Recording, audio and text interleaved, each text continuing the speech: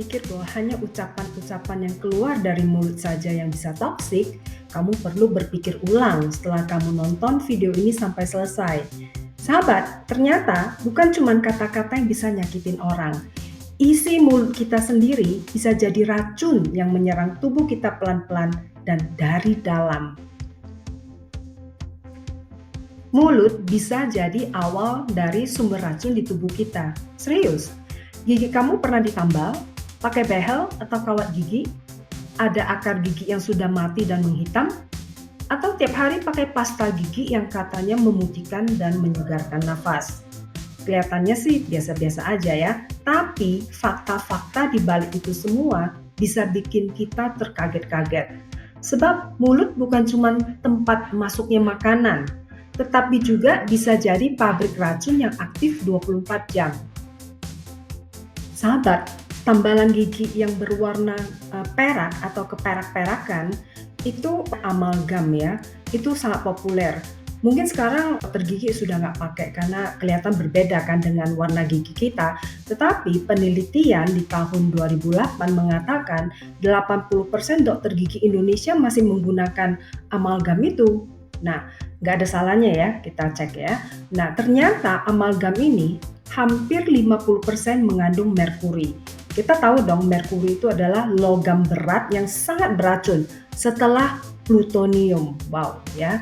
Dan yang paling gawat, merkuri ini menguap setiap hari di dalam mulut kita ya, saat kita mengunyah makanan atau makan makanan yang panas, minum yang panas, ataupun menggerak-gerakkan gigi kita ya.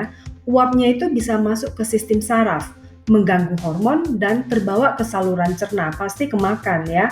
Dan itu sangat berbahaya karena mengacaukan bakteri baik yang penting bagi daya tahan tubuh kita. Kalau ini terjadi terus-menerus, itu akan menyebabkan seperti kelelahan kronis, gusi yang terus turun, tremor itu ya kayak gemeteran gitu ya. Kemudian gangguan memori sampai resiko Alzheimer dan Parkinson. Jadi sahabat, nggak ada salahnya kalian cek apakah tambalan kalian berwarna keperak-perakan. Kalau udah lama biasanya dia kehitam-hitaman ya. Terus kalau kamu pikir, oh aku pakai tambalannya putih, pasti aman dong. Sayangnya enggak juga ya, enggak sesederhana itu gitu ya. Karena apa? Karena banyak tambalan putih itu mengandung BPA dan turunannya. Dikenal sebagai pengganggu hormon ya. BPA itu mengganggu hormon kita. Zat ini bisa mengaktifkan reseptor estrogen dan berdampak pada sistem reproduksi ya wanita, saraf, imun, dan berbagai fungsi tubuh lainnya. Jadi biasanya sih kita kan nggak tahu itu kan dari dokter gigi ya, dan mungkin dokter giginya juga nggak tahu gitu loh. Nah biasanya BPA-nya nggak jelas-jelas tertulis di label ya, tetapi berupa turunannya ya, BPA itu berupa turunannya. Jadi nggak akan kelihatan di dalam label bahwa tulisannya adalah mengandung BPA. Nah, dan lagi nggak berhenti di situ ya. Kalau kamu dan anak kamu misalnya pakai behel ya, kawat gigi ya, itu juga penting untuk dipertimbangkan.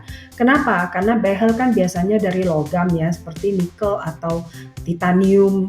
Nah, itu lama-kelamaan dipakai di mulut itu bisa mengalami korosi ya, artinya bisa melepaskan zat-zat ya di mulut kita. Nah, kenapa? Karena dia berinteraksi dengan ludah ya, dan juga dengan zat-zat asam yang dihasilkan oleh bakteri-bakteri di mulut kita. Kemudian, logam yang dilepaskan berupa ion yang kecil banget itu bisa masuk ke tubuh kita ya. Reaksinya macam-macam, bisa alergi, bisa nyeri sendi, itu artinya ada peradangan. Kalau timbul ya berupa nyeri sendi, kalau peradangannya ke jantung dan kemana-mana, kanker atau apapun itu, nah itu kan repot ya. Bisa juga hanya berupa kelelahan ya, atau bahkan gangguan pada sel-sel mukosa ya di mulut. Kemudian untuk yang pemakai behel, perekat behelnya sendiri juga biasanya bisa mengandung turunan dari BPA ya. Jadi bayangkan. Kemudian efeknya, nah inilah yang susah ya. Efeknya itu nggak selalu langsung. Oh pakai behel hari ini langsung sakit, enggak. Efeknya itu muncul bertahun-tahun kemudian sampai kita sudah lupa ya mulainya dari mana gitu loh. Nah bahkan gigi ya kita ngomongin, implan titanium di gigi itu bisa juga melepaskan ion-ion aluminium ya, yang terdapat pada titanium jenis tertentu. Nah, ini kan repot ya, susah untuk ditelusuri. Aluminium itu seperti kita ketahui itu zat yang bisa merusak sistem saraf ya, makanya dia disebut neurotoxin. Sekaligus bisa memicu reaksi berlebihan dari sistem imun kita, sehingga ya bisa keluar kayak penyakit lupus ya. Jadi sahabatku, racun di mulut itu bukan hanya berasal dari hal-hal yang tadi kita sudah bahas ya. Kalau misalnya ada akar gigi yang sudah mati dan menghitam, ya nggak sakit sih, tapi kita biarkan aja begitu ya. Itu bisa jadi sumber racun di mulut kita. Kenapa? Karena bakteri-bakteri pasti bersarang di situ ya, dan mulutnya pasti bau ya. Nah, zat-zat yang dikeluarkan oleh bakteri itu sangat-sangat berbahaya. Jadi kalau kamu punya kondisi seperti itu, sebaiknya segera periksa ke dokter gigi untuk ditangani ya, sebelum menyebar lebih jauh. Dan selain itu, racun di mulut juga bisa disebabkan oleh produk-produk kesehatan mulut yang kita gunakan ya. Bisa dari pasta gigi ataupun dari mouthwash.